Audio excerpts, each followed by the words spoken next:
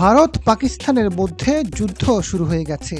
হঠাৎ করে রাতের আধারে কাপুরুষের মতো হামলা চালায় ভারত। বুধবার রাত 1:44 পাকিস্তানের 9টি স্থানে ক্ষেপণাস্ত্র নিক্ষেপ করে দেশটি।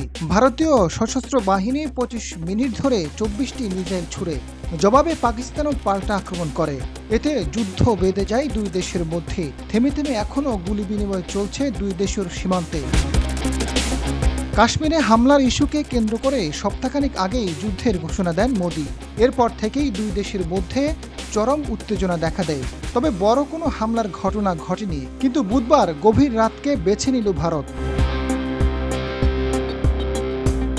পাকিস্তান সেনাবাহিনী জানিয়েছে, ভারতের বিমান হামলায় পাকিস্তানে 26 বেসামরিক নাগরিক নিহত হয়েছে, আহত হয়েছে 46 জন। তবে এই হামলায় কমপক্ষে 70 জন নিহত হয়েছে বলে দাবি করেছে ভারত। এতে আরও 60 জনের বেশি আহত হয়েছে বলে দাবি করা হয়। রান্নাঘর না হোক কান্নাঘর, গাজী কিচেন হুড স্বাচ্ছন্দ্যময় রান্নাঘরের বিশ্বস্ত সঙ্গী। এদিকে ভারতের মিসাইল হামলার জবাবে দেশটির 5টি যুদ্ধবিমান ভূপাতিত করেছে পাকিস্তানের সামরিক বাহিনী। এসব ভারতীয় যুদ্ধবিমানের মধ্যে 3টি ভারতীয় বিমান বাহিনীর রাফাল ফাইটার জেট, একটি MiG-29 এবং একটি Su-30 যুদ্ধবিমানও রয়েছে। পাকিস্তানের নিরাপত্তা সূত্রের বরাত দিয়ে এই তথ্য জানিয়েছে সংবাদ মাধ্যম জিও নিউজ।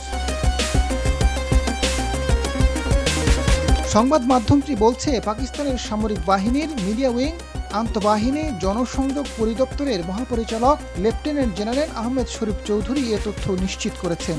তিনি জানান, ভারত পাকিস্তানের অভ্যন্তরে একাধিক হামলার পর 5টি ভারতীয় যুদ্ধবিমান গুলি করে ভূপাতিত করেছে পাকিস্তান। বুধবারের হামলায় পাকিস্তানের বেসামরিক কিছু লোক হতাহত ও বাড়িঘর ক্ষয়ক্ষতি হলেও ভারতের সবচেয়ে বেশি ক্ষতি হয়েছে।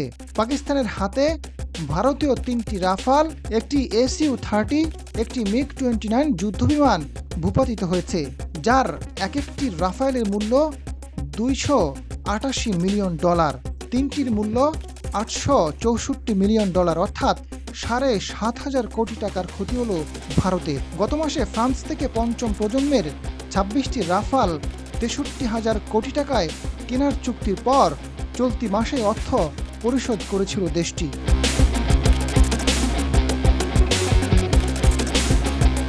এদিকে পাকিস্তানের হামলায় ভারতের 4টি বিমানবন্দর বন্ধ হয়ে গেছে। জম্মু কাশ্মীরে স্কুল কলেজ বন্ধ ঘোষণা করা হয়েছে। ধুলিয়াল সেক্টরে ভারতীয়টি সেনা ব্রিগেড সদর দপ্তর ধ্বংস করেছে পাকিস্তান। নিয়ন্ত্রণ রেখায় ভারতীয় সেনাবাহিনী অবস্থানের সঙ্গে সঙ্গে পাকিস্তান সেনাবাহিনীর সঙ্গে তীব্র গুলি বিনিময় চলছে। পাকিস্তানের বিমান ধ্বংস করার দাবি সম্পর্কে ভারতীয় কর্তৃপক্ষ এখনো কোনো মন্তব্য করেনি। তবে এসব যুদ্ধবিমান ধ্বংসের ঘটনায় কয়েক শতকের মধ্যে ভারতীয় সেনাবাহিনীর জন্য সবচেয়ে বড় ক্ষতি। ফলে যুদ্ধ তীব্রতর হলে বড় ঝুঁকিতে পড়বে ভারত। চলমান পরিস্থিতিতে ভারত দেশের নাগরিকদের সতর্কতা অবলম্বনের আহ্বান জানাচ্ছে। জরুরি প্রয়োজন ছাড়া উত্তর ভারতগামী ভ্রমণ এড়িয়ে চলার পরামর্শ দেওয়া হয়েছে। Azad Farooq, Zee TV news.